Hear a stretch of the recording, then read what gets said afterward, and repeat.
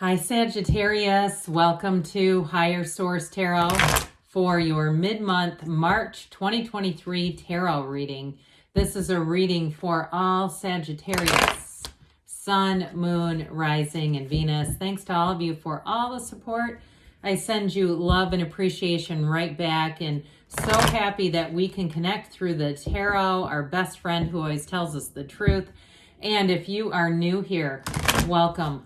I post new readings on Friday, then again on Monday. So if a reading doesn't fit, just come back in a couple of days. Don't ever try to make it make sense.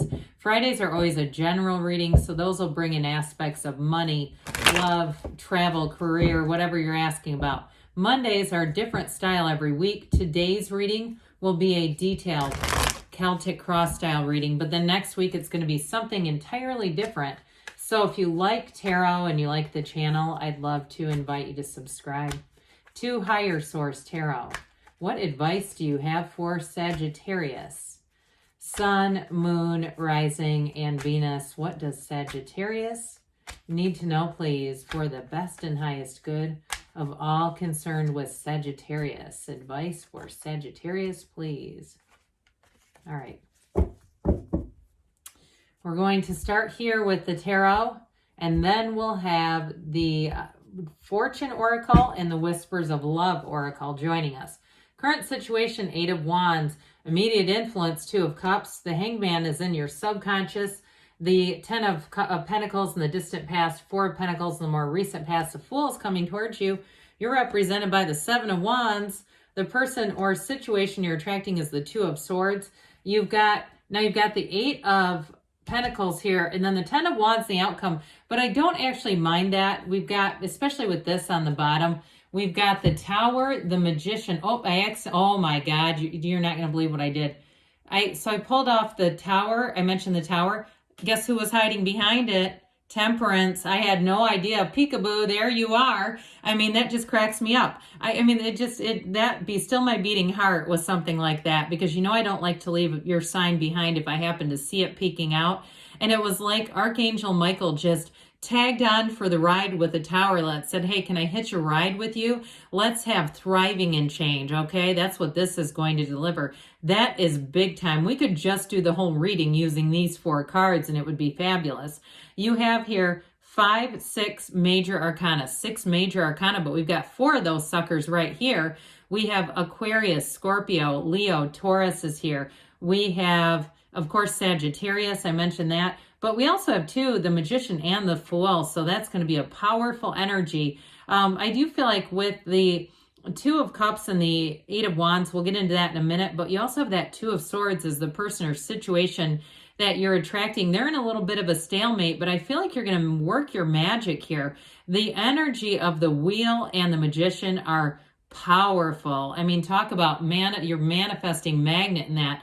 That is law of attraction energy times 10. It's like throwing Miracle Grow on your own vibration. It's wonderful, but we've got to keep it positive with the Magician and the energy of the Wheel, because that's going to have momentum going. So I do feel like you're attracting somebody, a beautiful relationship here, and there may be something about them, or if you're already in it, there may be something here with that 2 of Swords that you have to overcome. But with you as the 7 of Wands, I don't see that as a problem. The Wheel of Fortune always turns in your favor. It's always the Wheel of Fortune. It's a turning point that brings in favorable aspects. So if it's been a job that you've been in, I feel like the 10 of Wands is a signal that cycle's going to be over. If you've had to really put a lot into a situation, with the Wheel, the Sphinx never moves with the Wheel, okay? So it's telling you it's when to let go and when to hang on. And with the Magician, too, that is a master manifester card, but it is truly bringing heaven to earth.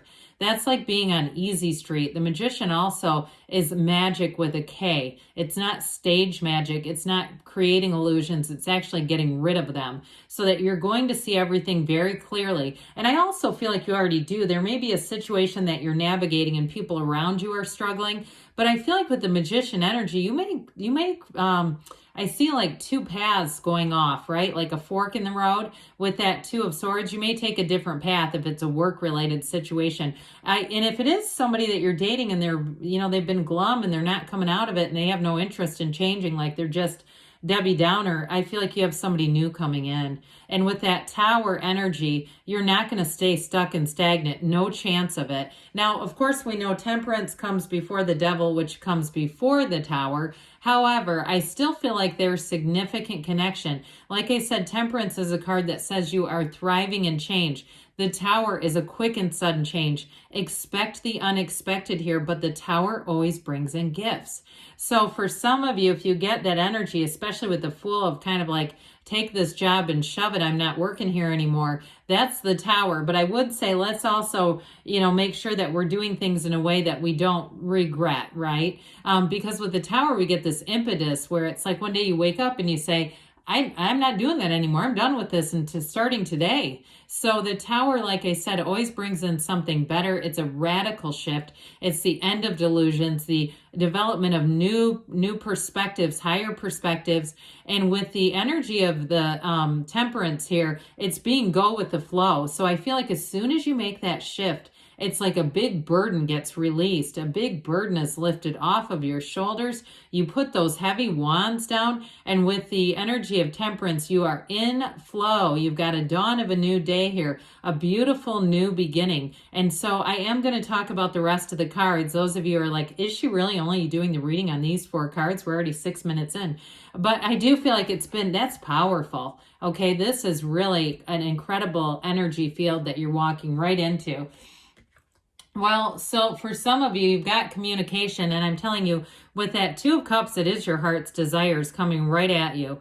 The 8 of Wands is momentum, it's rhythm, it's vibration, but the underlying quality is unity. So I've mentioned this before, it's like grabbing onto the end of one of those wands and say, take me away. I'm ready to do this. The 8 of Wands, too, something about this has kind of a sexy energy about it. If it's a new relationship after you've struggled for a while, I do feel like whoever you're attracting here, it's mutual. There's real love here, but it's chemistry too.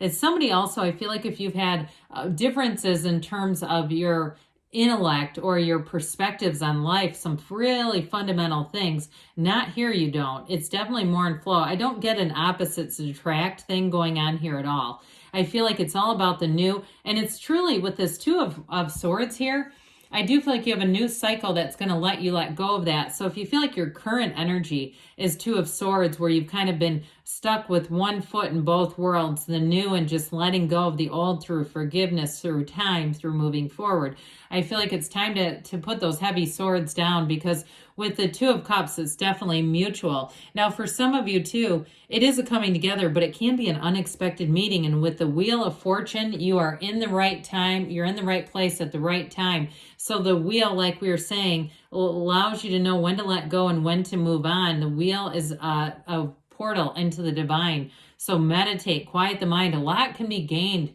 because especially with the Magician being here, you're a conduit for the universe. So what you want, the universe hears your heart, hears that whisper of your soul, and is bringing it straight into your awareness. So the Hanged Man, another major arcana here.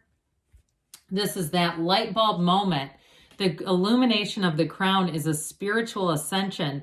So through this time, I feel like in a practical sense, it may be a time where you really step forward in integrity. You're true to yourself. It's about being done with betraying yourself and sort of allowing yourself to be molded into relationships and jobs that aren't quite the right fit. This is also surrender to win. So it's letting go of the old to accept the new. But I feel like the new is a match. It really is a match in terms of, like we were talking about, intellect, integrity, moral compass, all that stuff, so that you don't feel grimy being in it. And so with the energy of the Hanged Man, you are going to attract, the number 4 is often associated with the Hangman. So as you get into April, that may be a turning point for you this year. The Hanged Man, though, is also being in flow. It's having a reversal sometimes for some, a reversal of perspective, a viewpoint. And so being in flow doesn't mean that we are a doormat, right? It doesn't mean that what we want is no longer important and we just go with what everyone else wants. It's about that point of attraction. There's wisdom here, there's surrender here, but there's also support. And so with this Hanged Man energy, I do feel like your point of attraction is going to have an openness. You're going to have lots of new opportunities coming in, because that's what your subconscious dictates. Let's have the new come in. Now, for some of you, you may have made some monetary gains here with the job that you've been in, or even in a relationship. It may have been quite harmonious with this Ten of Pentacles. Tens are about new cycles. And you also have the Ten of Wands that indicates putting, being in a burdensome time. But I do feel like as you go into that, the tens are about a new cycle. It's time to put those wands down. But with this Ten of Pentacles here, you may have been feeling like things were right on track. But I also feel like with this, if it was an influx in money too, and you got into a place where you were spending quite a bit of it, the Four of Pentacles says, hang on a second there. Let's get a little more disciplined. This is a card of order, discipline. And so even if you bought a lot of stuff too, the Four of Pentacles is like, hey, let's get some organizers here. The closets are just crazy. Or let's put some money in the bank because, the tides come and go and I want to be prepared for the future. So you may have had a turning point here. And if it was a relationship too that ended, you may have been guarded for a period. That's what I get with this. I get it with that Two of Swords a bit too, saying, let's regroup. Okay, things didn't go quite as planned. Things changed. They got a bit out of control. The energy, the momentum of that energy was great until it wasn't. And so with the Four of Pentacles, I do feel like you're getting yourself back in order. It's like the four legs of a table. Restores order, but it also prepares you to take flight, oddly enough, and very much one of the greatest paradoxes of our universe, let go to receive. So with the energy of the Fool, it's telling you you have a big transition coming. This is no joke when we start seeing this alignment. I love it. And we look back at this plus you and your own energy. This is a fabulous new cycle. And so with the energy of the Fool, it can be a life changing experience in terms of a job. It can be a big turning point. And so it is really the release of all the resistance, but there's trust, enthusiasm. This marks new beginnings. You stand in the sunlight of the spirit. And so with this, you know who you are. In a relationship, it's coming together with somebody who wants to have bliss. They want to have harmony in the relationship. And they want your expansion. This is joining with somebody who wants to see you win. So I do feel like you're going to have a brand new beginning here. And it wipes free all the old bitterness or resentment or fear, anything like that that has been holding you back. Nothing's going to hold you back with these two, especially as you with the Seven of Wands. All right, it's your time to manifest. The Fool also is pure potentiality. So I feel like in a job too, this is also the beginner's mind. So in a job, you're going to get training, but it's going to grow your skill set. It's going to expand you. If you're doing some kind of side hustle, like you've started your own tarot business, or you're starting some other kind of, I see crystals and metaphysical things, that sort of thing, you're just dipping your toe in it. I feel like it's your life's passion and it's going to become more. So with the Seven of Wands, you're not going to be stopped with this. This is having a conquering spirit, but it's also taking the action. And it's being in alignment. So any little problems that you have, it's navigating. This is not, throwing down the wand and turning around. It's saying, hey, I can face life's challenges. Not a huge deal. I'm not going to make this into a huge mountain. I'm just going to move through it. So if you have some little setbacks here or there with work, in terms of love, though, I do feel like you push forward until you are in the relationship that really is a match. So I mentioned before, for some of you, it may just be letting go of this. Two of Swords, the bottom sword is fear, the top sword is anger, and they are at a crossroads. You are at an impasse. If you feel caught between things, like I said, a foot in each world, the new life that you're building and that old life that you say it's time to let go of, let's hop over into the new with this one because we don't want to stay here. It's too much thinking. So the Eight of Pentacles here says, let's have a commitment. Let's build up money. You've got nice aspects for money, but I also feel like there's freedom and autonomy here too. So those of you that are starting something new with work, you're going to have it feels like flexibility to do things more in line with what works for your life personally too. But there's still with this that grind, that focus, so that it's not like you're just, I don't know why, but I see somebody taking a nap in a parking lot in their car. You're not doing that, okay? So how strange. But I do feel like you're going to have some flexibility, but the moral compass, like we talked about, that you don't do things like that while you're on the job. So with the Ten of Wands, this is effort, all right? And it's time to put down those wands. Those of you too, that the money thing, that Four of Pentacles relates to saving for a house, okay? This is one of the few cards that have a house featured, again, it's like putting down those wands and going home. So I feel like you have a new cycle that brings in a whole lot less effort with either a relationship, those of you that have been in a log jam, or again, even with money, saying you're going to have more autonomy and more freedom. What else does Sagittarius need to know about attracting financial abundance and prosperity?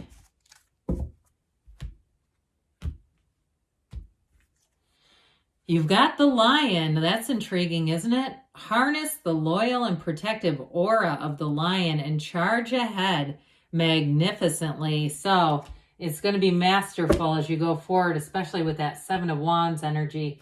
Now let's see what else you need to know about love. Messages and advice for Sagittarius to attract love into their lives. What does Sagittarius need to know about love, please?